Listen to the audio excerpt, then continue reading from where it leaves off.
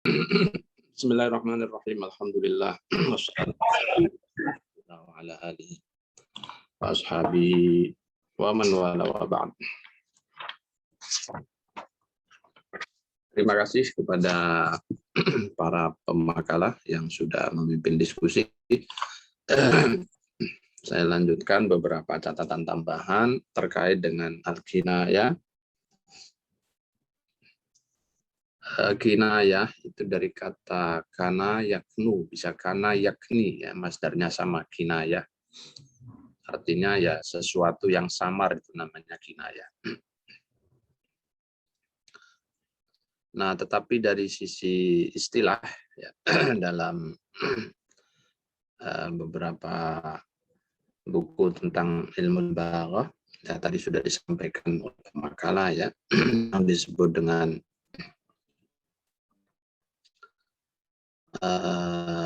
kinayah itu adalah hiya lafdzun utliqa wa urida bihi lazimu ma'nahu ma'a jawazi iradatil ma'na al-asli ghaliban. Yang dimaksud dengan kinayah itu adalah lafadz yang diucapkan atau yang disampaikan wa urida bihi lazimu ma'nahu, tapi makna yang diinginkan adalah makna lazimnya. Makna lazim itu ya makna yang boleh tadi diterjemahkan apa? Tersirat ya, boleh juga. Makna tersirat, makna konotatif ya, makna turunan, makna apalagi makna yang tersimpan, boleh juga itu ya. Ma'a jawazi iradatil ma'na al-asli ghaliban. Di samping ada iradah makna lazim, juga dimungkinkan atau dibolehkan juga ada iradah makna asli. Jadi ada lafadz, nah, maknanya dua nih, makna asli atau makna turunan. Jadi karena lafadz itu apalagi dalam bahasa Arab memang maknanya tidak satu ya, tapi maknanya itu berlapis-lapis ya. Ada teori lapisan makna ya kalau kita belajar bahasa itu. Di semua bahasa begitu, apalagi bahasa Arab, apalagi bahasa Quran, itu lapisan maknanya sekali ya, banyak sekali. Nah, ilmu kinayah itu atau uslubul kinayah ini kan bagian dari ilmu bayan kemarin ya. Bagian dari ilmu bayan. Uslubul kinayah itu adalah yang lafadz yang mengandung makna turunan dan juga makna asli, tetapi yang dimaksud adalah makna turunannya. Ya, makna turunan ini disebut juga makna lazim, yaitu makna yang seharusnya disampaikan, gitu ya. Yang seharusnya disampaikan. Jadi bukan makna aslinya, bukan makna hakiki lughawinya. Walaupun makna hakiki lughawi itu dimungkinkan untuk disematkan kepada lafadz tersebut, ya. Tetapi yang diinginkan oleh penulis atau yang diinginkan oleh pembicara, oleh komunikator, itu adalah makna lazimnya, makna tersiratnya, makna konotatifnya, makna turunannya. Sengaja saya pakai beberapa alternatif terjemahan biar nanti tidak bingung.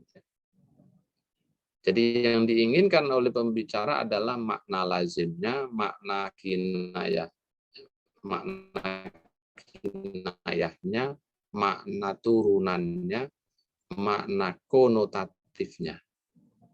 Sementara makna denotatifnya atau makna lughawi hakikinya, makna aslinya itu tidak diinginkan, walaupun itu mungkin ya, mungkin disematkan, tetapi itu tidak dimaksudkan ya. Yang dimaksudkan adalah makna yang lazimnya tadi, makna tersiratnya. Makna tersuratnya mungkin, ya, sangat mungkin tetap menempel dalam lafaz itu. Dan ini yang membedakan antara majas yang kemarin kita sudah diskusikan. Kalau majas itu tidak mungkin, ya, menggunakan makna aslinya lagi, tidak mungkin menggunakan makna hakikinya lagi, makna lugawinya lagi, tidak mungkin, ya. Karena apa? Karena ada, kemarin definisinya kan, karena ada qarinah mani'ah li iradatil makna al asli. Itu majas kemarin, ya. Karena ada qarinah, ada tanda, ada indikator yang menghalangi penggunaan makna asli. Sehingga kalau dalam majas, makna yang harus digunakan adalah makna turunan, makna majas, makna tersirat, apalagi istilahnya, makna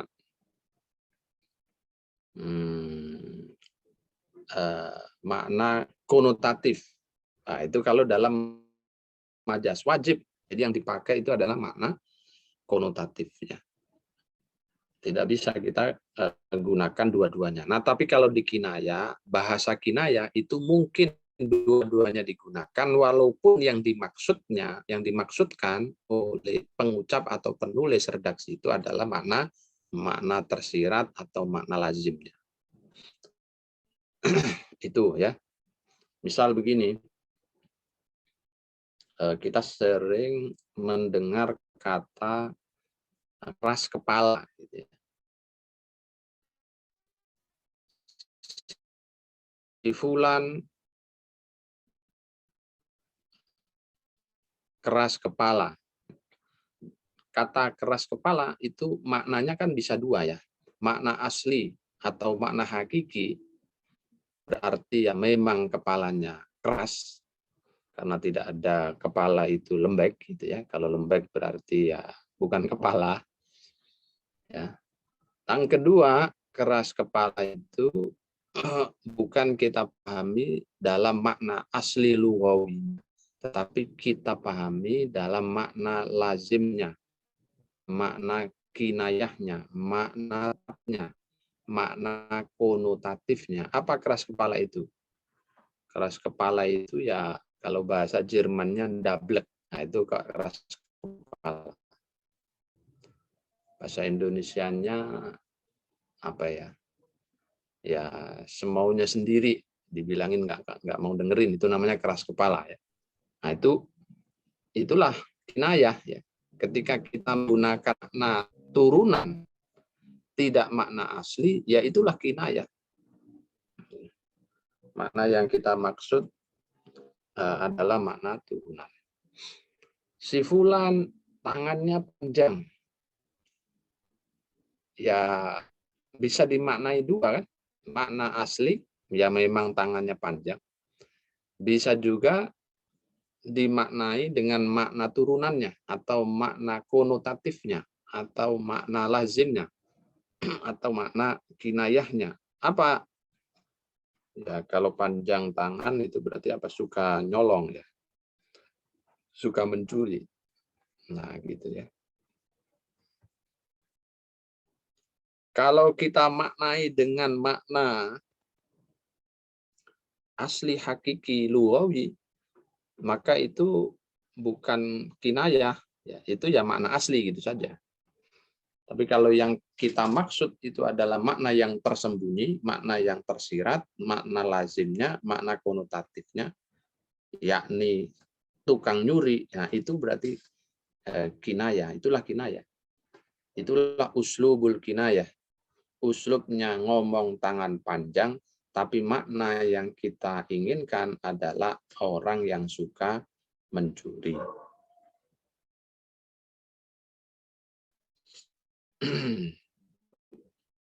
Nah, itu namanya lafdun utliqa wa urida bihi lazimu maknahu. Oke, Nah, tadi sudah disebut-sebutkan ya pembagian-pembagiannya. Ada yang berdasarkan makna, ada yang berdasarkan wasitoh atau wasaid, perantara atau media ya. Yang berdasarkan makna dibagi menjadi 3 tadi, kinayah sifat, kinayah mausuf, lalu kinayah nisbat.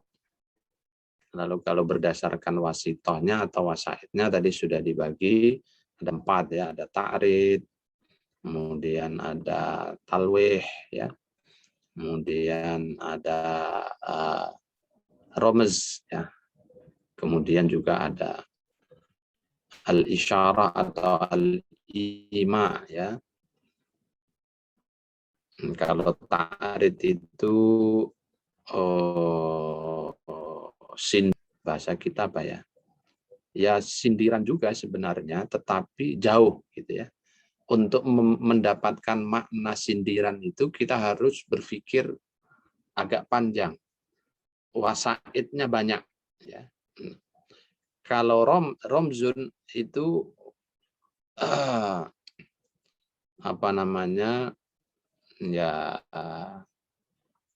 dekat gitu ya. Romzun itu kan ya romzun ya, sesuatu yang apa dalam bahasa Indonesia itu ya,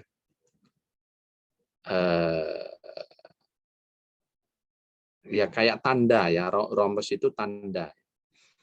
Nah kalau dalam konteks ilmu balaghah, romos itu biasanya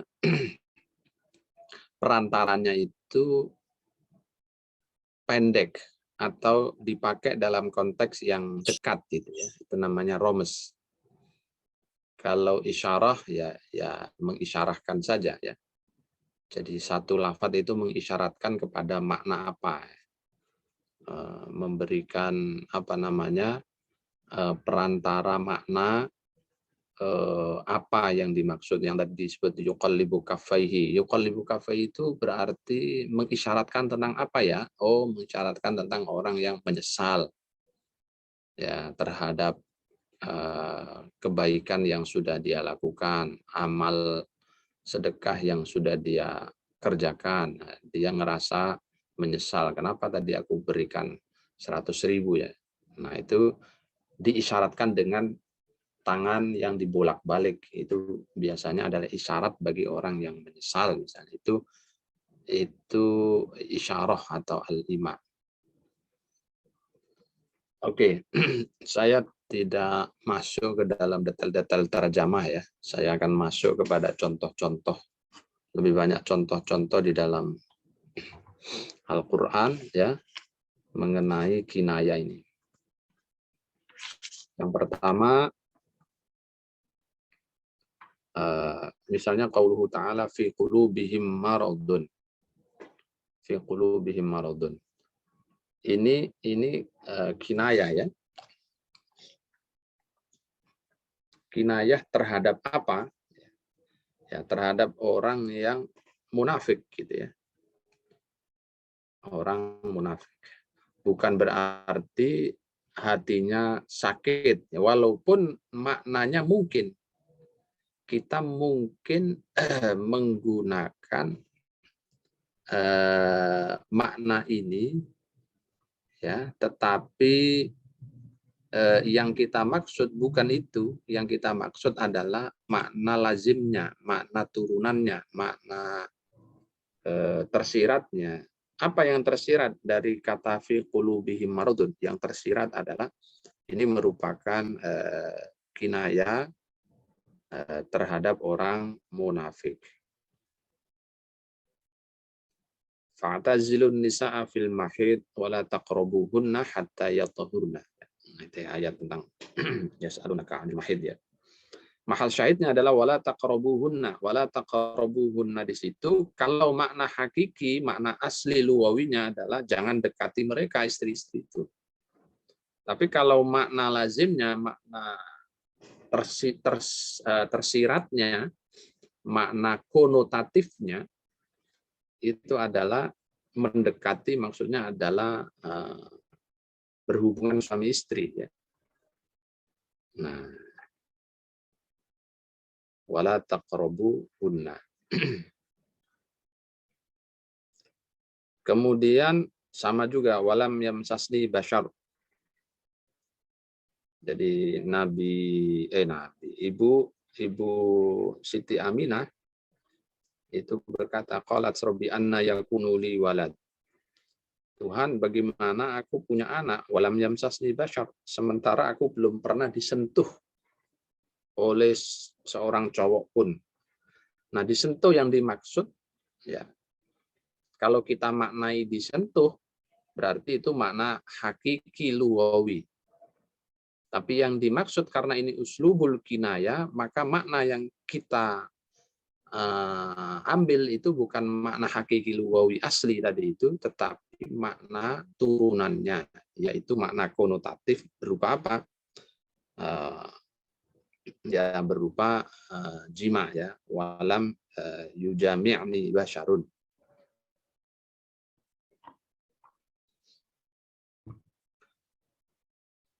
Wala yukallimuhumullahu wala yanzuru ilaihim yaumal qiyamah di dalam Ali Imran itu. Wala yukallimuhumullah, dan Allah tidak berkata-kata kepada mereka, wala yanzuru ilaihim yaumal qiyamah, dan Allah tidak melihat kepada mereka kelak di hari kiamat. Itu makna denotatif, makna asli lugawinya ya. Tapi yang kita maksud karena ini uslubul kinayah, yang kita maksud bukan makna denotatif, tapi makna konotatifnya. Yaitu apa? Ini menunjukkan kemarahan Allah terhadap orang-orang kafir. Orang-orang yang menyekutukannya selama hidup di dunia. Nanti di akhirat, Allah marah. Nah, bentuk kemarahannya itu digambarkan seperti Tuhan tidak mau berbicara, tidak mau melihat kepada mereka.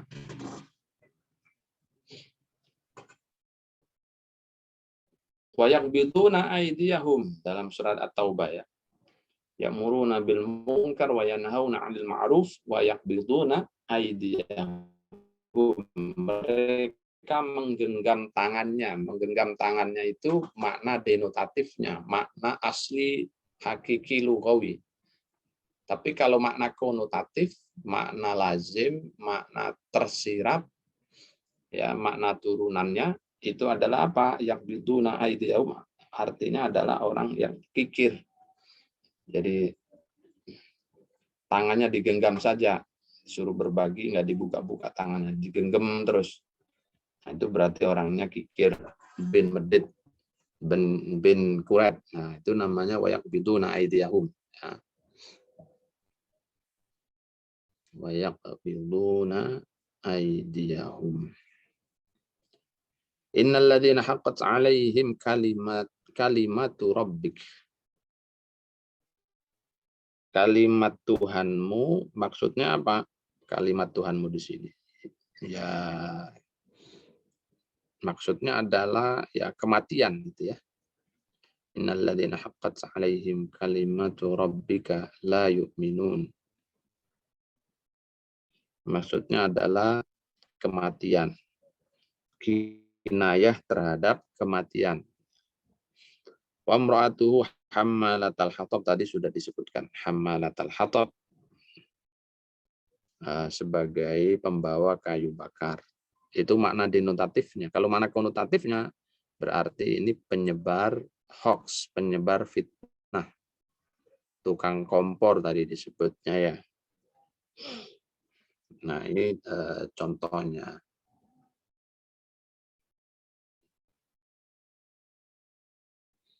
Ya ayuhan nabiyyu inna arsalnaka syahidan wa mubasysyiran wa nadhira wa da'iyan ila Allah bi'idnihi wa sirajan munira. Nah, ini kinaya ya, kinaya sifat ya. Syahidan mubasysyiran nadhira da'iyan ila Allah sirajan munira ya, sirajan munira. Cahaya yang menerangi. Cahaya yang menerangi maksudnya apa? Ya maksudnya ya Nabi Muhammad itu ya. Jangan dimaknai sirojan muniro itu lampu petromak gitu ya, enggak. Nah, tapi sirojan muniro itu maksudnya adalah ya, Nabi Muhammad dalam sifatnya yang seperti cahaya yang menerangi. Berarti ini kinayah sifat ya. Wa hamalnahu ala dzati alwahin wa dusurin. Kami angkut Nuh ke atas bahtera. Wa hamalnahu ala dzati alwahin wa dusur. Ke atas bahtera yang terbuat dari papan dan paku. Ala dzati alwahin wa dusur. Ya, dzati alwahin wa dusur ya. Bahtera yang terbuat dari papan dan paku. Ya. Ya, tidak ada yang terbuat dari apa namanya? Bahtera kok terbuat dari papan dan kayu. Berarti maksudnya adalah apa? Kapal gitu ya. Dzati alwahin wa dusur ya, itu adalah maksudnya adalah kapal. Ya, kapal yang terbuat dari apa? Dari papan dan paku. Innallaha yumsikus samawati wal ardi an tazula.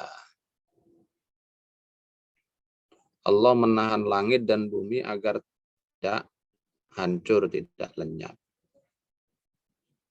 Nah, ini nisbat ya. Innallaha yumsikus samawati wal ardi an tazula. Ini kinayah ya, dinisbatkan kepada Allah, yumsik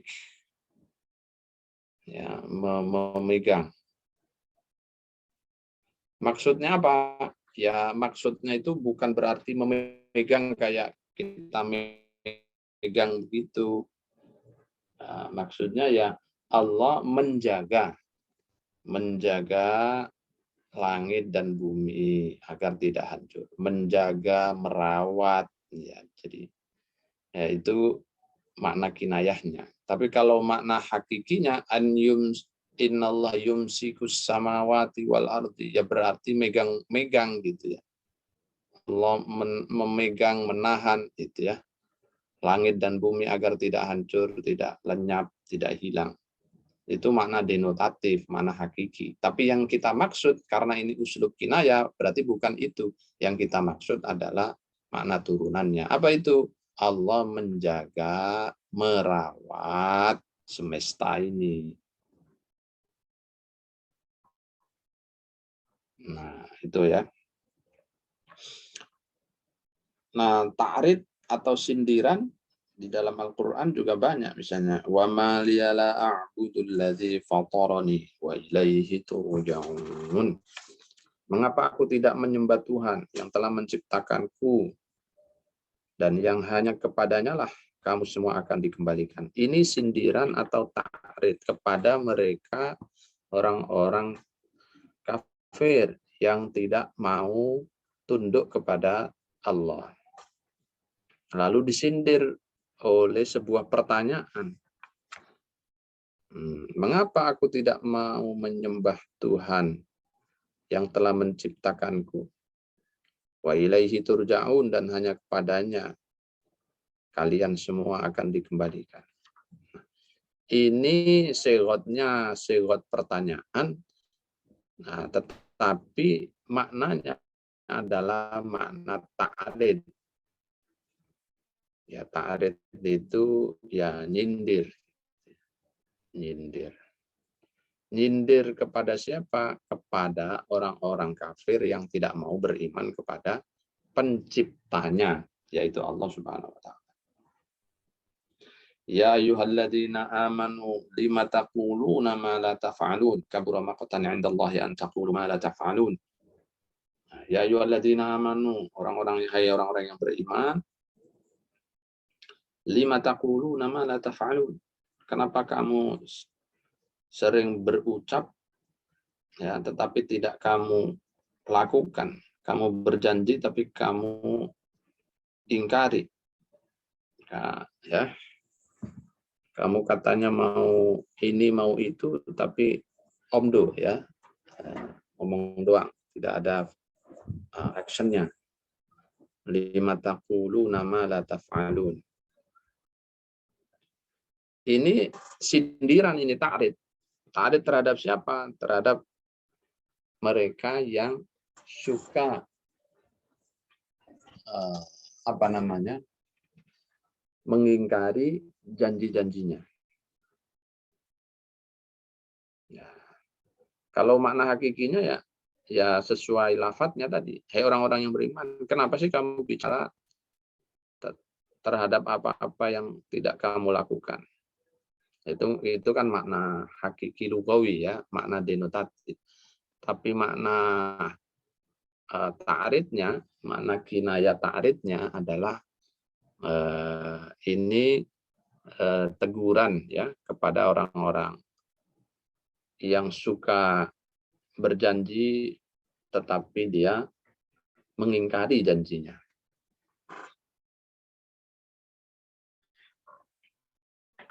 Oke, itu beberapa contoh, ya.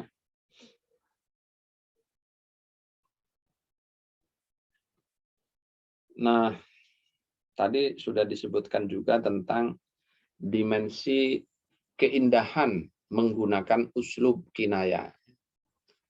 Unsur-unsur keindahan, i'jaz, ya, di dalam memakai uslub kinayah. Yang abstrak menjadi konkret, misalnya. Tetap menjaga sopan santun dalam berbicara, itu bisa pakai kinayah. Bisa juga kritik sosial, itu memakai uslub kinayah, terutama yang ta'rid tadi itu. Nah, banyak Al-Quran itu menggunakan uslub kinayah ta'rid untuk mengkritik fenomena sosial yang terjadi di sekitar masyarakat di era tertentu, ya, umatnya Nabi, umat-umat terdahulu, ya, itu disindir, dikritik dengan bahasa-bahasa sindiran atau kinayah ta'rid tadi. Ya, seperti yang tadi itu, orang-orang kafir tidak mau mengimani Allah, lalu disindir dengan pertanyaan, lu kok bisa, ya, tidak mau percaya, tidak mau taat kepada zat yang menciptakannya? Kok bisa, ya, tidak mau beriman, ya, kepada zat di mana dia kalau mati nanti akan kembali lagi kepada zat itu? Kok ada orang begitu? Itu kan menyindir, ya. Menyindir, ya, menyindir kepada perbuatan yang tidak baik. Nah, itu cara-cara ilmu bayan, khususnya, ya, uslubul kinayah di dalam melakukan kritik sosial, ya. Bisa juga dipakai untuk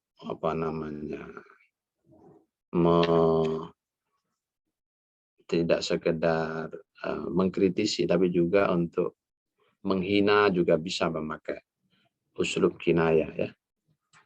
Menghina, menyepelekan, itu bisa juga memakai uslubul kinayah. Misalnya untuk menyebut atau meremehkan sedikit, meledek, ya, meremehkan orang yang katakanlah tukang tidur saja, nah, sebut anta abdul qafa, gitu, ya. Kamu ini hambanya qafa. Qafa itu apa? Qafa itu bagian belakang kepala, ini apa namanya?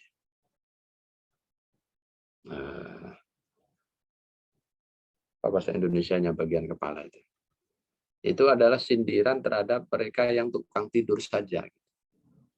Tapi sindirannya, ya, bisa dimaksudkan untuk menghina, ya, memperolok. Ya, bisa juga untuk candaan, ya tergantung konteksnya juga. Anta Abdul Qafa itu bisa, ya kalau sambil ketawa-ketawa itu berarti kinayah ta'rid, tetapi sindiran yang berfungsi untuk candaan. Tapi kalau ngomongnya habis diskusi lalu menasehati sekian ratus kali kepada si fulan yang tukang tidur tadi, lalu juga si fulan tidak mengindahkan, saking keselnya ini, lalu dia mengatakan anta Abdul Qafa. Nah, kalau ini maksudnya berarti taubih, ya, ingin mengolok-olok saking geramnya. Kalau diomongin tukang tidur kan kurang enak, tapi kalau kamu ini hambanya bantal gitu, nah, itu kan lebih menohok, ya. Itulah kira-kira beberapa contoh di dalam ayat-ayat Al-Quran. Nah, dalam keseharian kita sebenarnya juga banyak kinayah-kinayah. Kinayah, ya. Kinayah itu kalau dalam bahasa Indonesia kan apa ya? Metonimi, ya. Kita belajar ilmu majas, ya. Mirip dengan bab metonimi, ya. Nah, kalau dalam konteks kajian ulumul Quran, ya, bab tentang kinayah dan ta'rid itu memang cakupan pembahasannya sedikit, termasuk sedikit. Kalau dalam Al-Itqan kita buka itu kurang lebih hanya 1 halaman, ya. Sementara di kitab-kitab lain, misalnya sebelumnya ada bukan Manahil Irfan, malah nggak ada, ya. Al-Burhan fi Ulumil Quran. Itu ya lumayan agak banyak di situ, ya. Disebutkan juga beberapa contoh, ya. Tetapi kalau dibanding dengan pembahasan isti'arah atau majas itu lebih banyakkan isti'arah dan majas porsinya. Padahal kinayah ini ya menjadi bab yang penting juga untuk diketahui, karena di dalam Al-Quran juga banyak yang menggunakan uslubul kinayah. Para ulama sendiri ikhtilaf di dalam pembahasan mengenai bab majas, isti'arah, majas akli, kemudian kinayah yang hari ini kita diskusikan. Ini mereka berikhtilaf. Sebagian mengatakan bahwa lafaz-lafaz Al-Quran itu ya ala ma'nahu al-haqiqi, al-lughawi. Karena apa? Karena bahasa itu given, bahasa itu pemberian Tuhan. Sehingga makna-maknanya ya sudah terengkuh di dalam bahasa yang merupakan pemberian Tuhan tadi itu. Nah, ini pendapat diikuti oleh mayoritas pendapat Dhahiriyah, pendapat literalis, pendapat tekstualis, ya. Termasuk Ibnu Taimiyah dan murid-muridnya, pengikutnya sampai hari ini semuanya masuk dalam kategori ini. Ibnu Hazm Adz-Dzahiri, Dawud Adz-Dzahiri, itu semua memakai madhab bahwa lughah, apalagi lughatul Quran, itu merupakan jibillah, ya. Dia ciptaan Tuhan. Semua bahasa, apalagi bahasa Al-Quran. Sehingga makna-makna yang dikandungnya pun harus dipahami makna hakiki lughawi, makna asli. Nah, sementara di sisi yang lain, bagi kelompok Mu'tazilah, semua bahasa, termasuk bahasa Al-Quran, ya, itu hasil konstruksi sosial. Artinya hasil kesepakatan manusia. Dia mengucapkan apa, lalu maknanya apa, itu tergantung kesepakatan masyarakat pengguna bahasa itu. Tentu kesepakatan yang dimaksud kesepakatan yang ya mungkin awalnya tidak tertulis ya, walaupun pada akhirnya belakangan ini dituliskan ya dalam buku KBBI lah atau Puebi begitu ya kalau dalam konteks bahasa Indonesia. Tetapi pada awalnya itu adalah kesepakatan kultural, walaupun akhirnya distrukturkan melalui lembaga bahasa yang kemudian menyusun kamus gitu ya. Tapi bagi Mu'tazilah pada dasarnya bahasa itu kesepakatan masyarakat ya, secara kultural mereka menyepakati. Oh ini lampu, semua menyebut lampu. Ya, kata lampu dan maknanya itu ya hasil kesepakatan kultural pengguna bahasa itu. Makanya terhadap benda yang sama itu bahasanya bisa beda-beda. Di Indonesia disebut lampu. Ya. Lalu berangkat mana ke Arab disebutnya al-misbah misalnya. Di Indonesia disebutnya mobil. Di Arab disebutnya as-sayyarah. Di Inggris disebutnya car.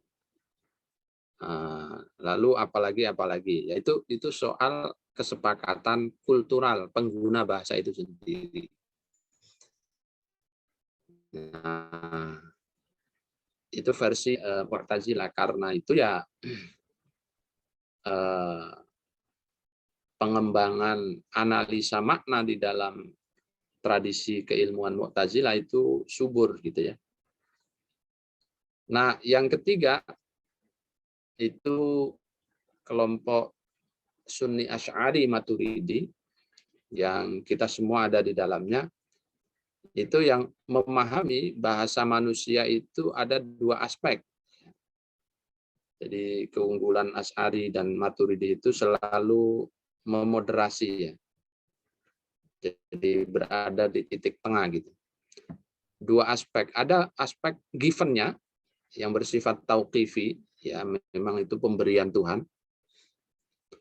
Tapi ada juga aspek-aspek yang itu merupakan kesepakatan kultural masyarakat pengguna bahasa itu. Karena itu di dalam memahami sebuah teks ya, termasuk teks Al-Qur'an dan teks hadis yang menjadi sumber utama ajaran agama, itu dipahami dalam dua kerangka berpikir itu ya, bahwa bahasa itu ya ada bahasa yang bersifat given ya, tauqifi, pemberian, dan ada yang bersifat konstruksi sosial ya, yang disepakati secara kultural oleh masyarakat pengguna bahasa itu. Nah, dalam kaitan inilah maka kalau kita buka dalam buku-buku Ulumul Quran yang kita pelajari ya, itu para ulama kemudian membagi itu kan makna sebuah lafadz atau kata itu tidak dalam satu level, tetapi ala ma'anin syatta. Ada gradasi makna.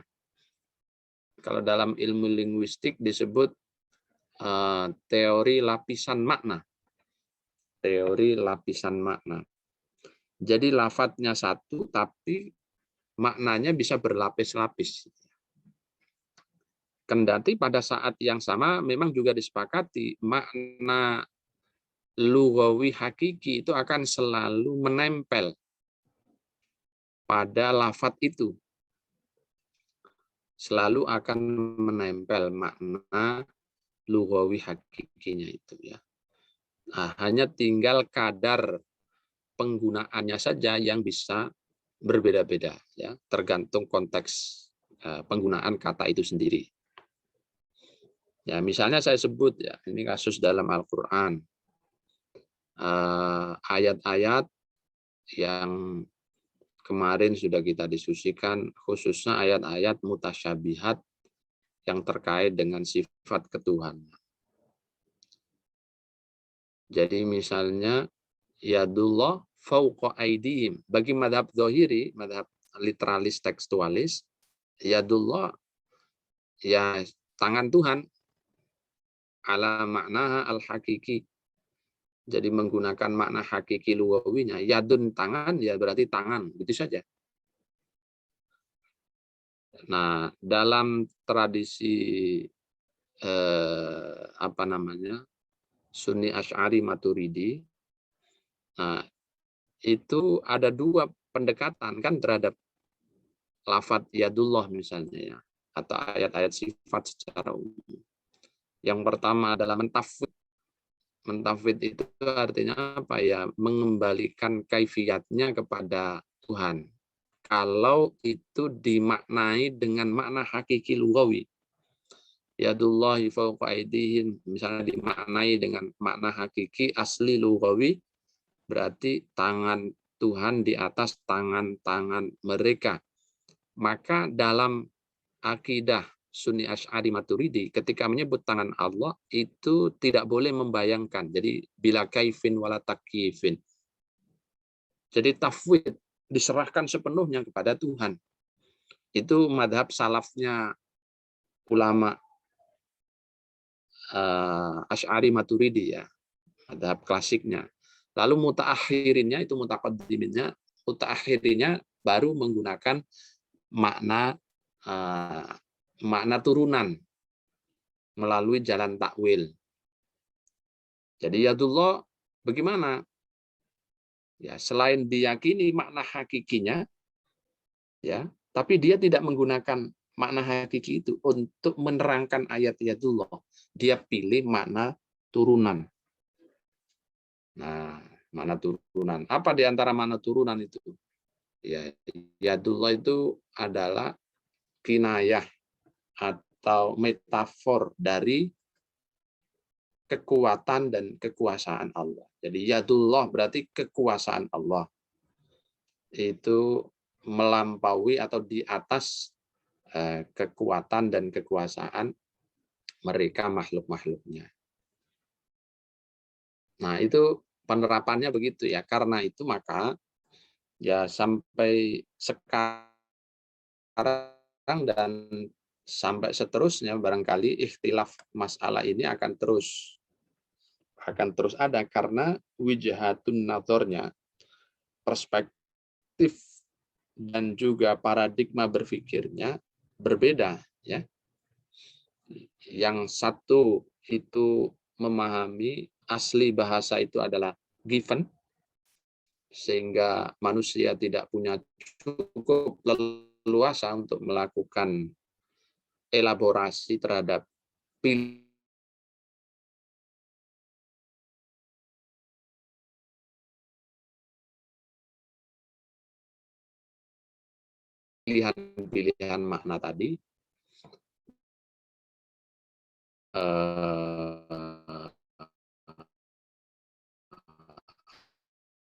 Apa rekayasa sosial,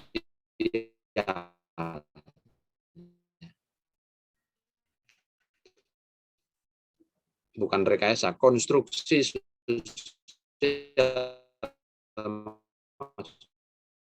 makna majazi itu adalah yang hari ini kita bahas, kinaya, majas akli kemarin, isti'arah, majas mursal, ya, itu masuk dalam pembahasan makna majazi.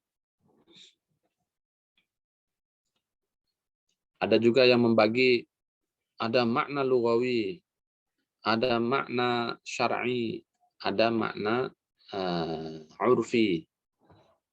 Ya, itu ijtihad para ulama untuk memahami teks-teks ya, termasuk teks-teks keagamaan kita.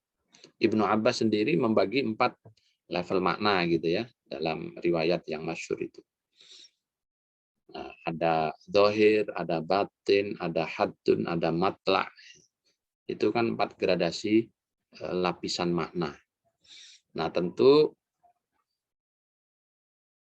awamun nas itu ya berhenti pada makna zahir.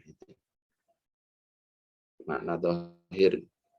Jadi makna yang paling hakiki sesuai makna kamus, makna lughah, makna asli. Kalau disebut dengan si fulan panjang tangannya, bagi orang awam ya tangannya panjang, udah gitu saja. Tapi bagi orang yang dzauq lughawinya tinggi, dia tidak berhenti di makna yang pertama. Ya, dia akan memahami makna yang lebih dalam lagi. Nah, itulah maka dibahas tentang lapisan-lapisan makna, dan salah satunya yang membahas itu adalah hari ini kita diskusikan ilmu uslubul kinayah dan uslub isti'arah kemarin ya, dan majaz secara umum ya.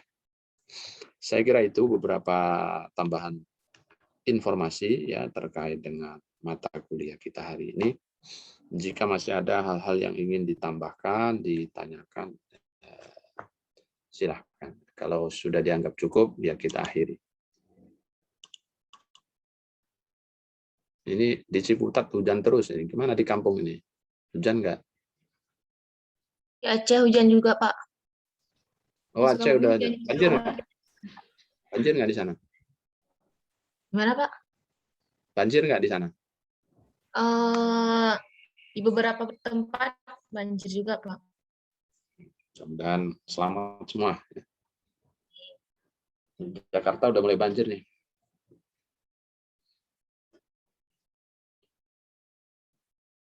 Oke, cukupkah? Sepertinya cukup, Pak. Cukup ya, tinggal dibaca sendiri aja nanti. Insya Allah bertemu pada pertemuan yang akan datang. Terima kasih, mudah-mudahan ada manfaat, ada barokahnya. Wa'alaikum minkum. Wassalamualaikum warahmatullahi wabarakatuh. Waalaikumsalam warahmatullahi wabarakatuh. Banyak, Pak. Pak. Saya izin dulu. Assalamualaikum. Waalaikumsalam.